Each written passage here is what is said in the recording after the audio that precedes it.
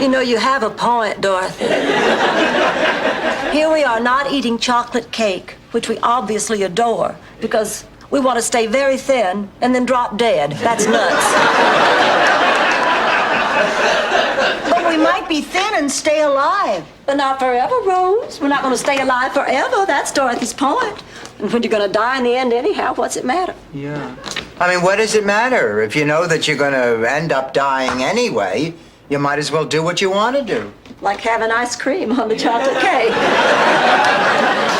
You know, I knew someone who went to this fabulous restaurant in Paris and just had watercress for lunch because, you know, she didn't want to gain weight.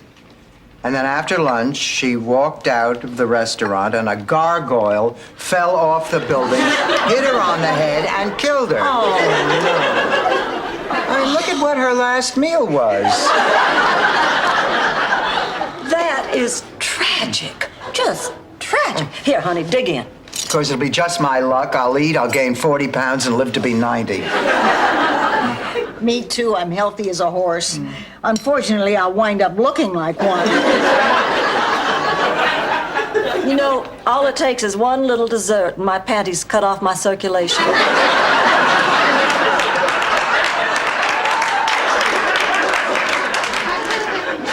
I pass. Me too. I'm not touching that. Let me get this straight.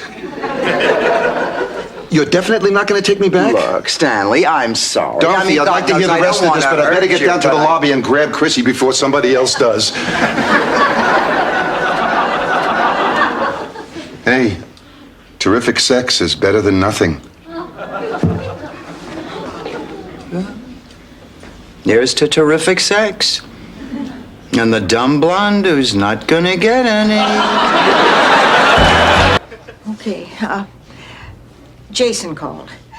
You got a part in Macbeth, but I'm afraid it isn't the part you were hoping for. What part did I get? Which number 3? Witch?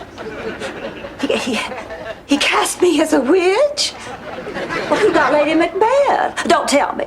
Probably one of those little theater groupies with a mattress strapped to her back. No, it isn't. It's me.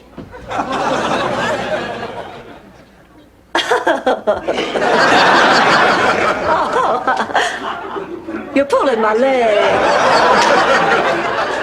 He picked you over me. Listen, I hate having to tell Hold you on, this. Dorothy. This is a joke, isn't it? He didn't really pick you over me. Oh, Blanche, I didn't even want the part, but Jason said I have presents. Listen, I really have to go to work. He So let actually me picked you over me. I do not believe this. I have been had. I know. And you still didn't get the part. Hello, Rose. You're looking lovely this evening. Oh, wait a minute. Rose Nyland, you devil, you.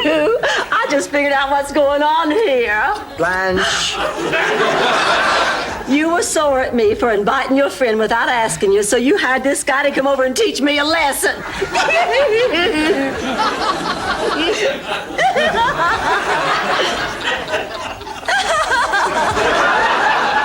God, I wish I was dead.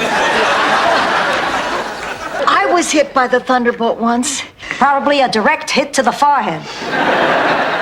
It was the first time I saw my Charlie. I was 7 and he was 8.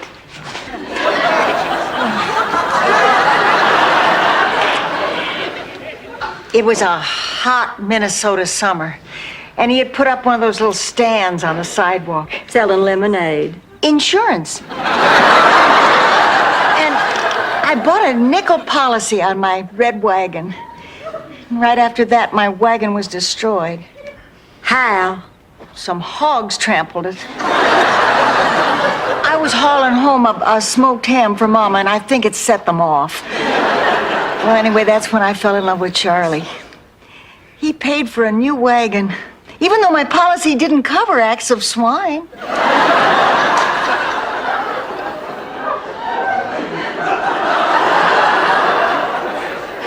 acts of swine. There's a man in your bed.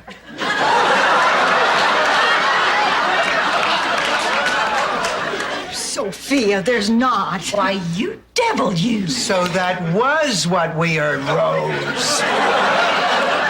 Rose got lucky. Not so lucky. The man in your bed is dead. What? Dead. Oh, Sophia. He's not dead. I was just in there. So was I. I went to put back your laundry. And I see there's a man on the bed, so I introduced myself. But he doesn't answer. He's dead. He's shy. He's very shy. Didn't sound so shy last night. Okay, fine. Let a dead guy lie there. It's going to be 98 degrees today. It won't be pretty. Oh, well, I'm sure he's not dead. Rose, go look. Come on, Dorothy. He's sleeping. I don't want to wake him. You could light firecrackers in his nostrils. You won't wake him. Do you know what they just uncovered in the Duncan Osgood murder case? That the day before she was murdered, Tippy Paxton Osgood had changed her will, making Duncan the sole heir to the Paxton napkin fortune. That man is guilty. Oh, come on. That's circumstantial evidence. I mean, it's not enough to convict him. Well, actually, the more damning evidence was a snapshot they found of Duncan dressed in scuba gear, dragging Tippy's body down the stairs wrapped in a carpet.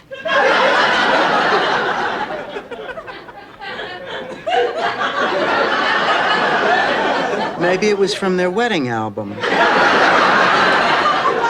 Oh, I'm calling the exterminator. Oh, no, don't. A mouse saved my life once. His name was Larry. Larry the mouse. Oh, I loved Larry. He used to walk to school with me every day on a little leash I made out of kite string. Well, one day we were about to cross the bridge down near the schoolhouse, and Larry stopped dead in his tracks. No matter how I yanked on that leash, he just wouldn't move. Suddenly I heard this loud noise. The dam upstream had broken, and this rush of water swept the bridge away. Larry saved my life. If it weren't for a mouse just like that little one in the kitchen, I wouldn't be sitting here today telling you this story.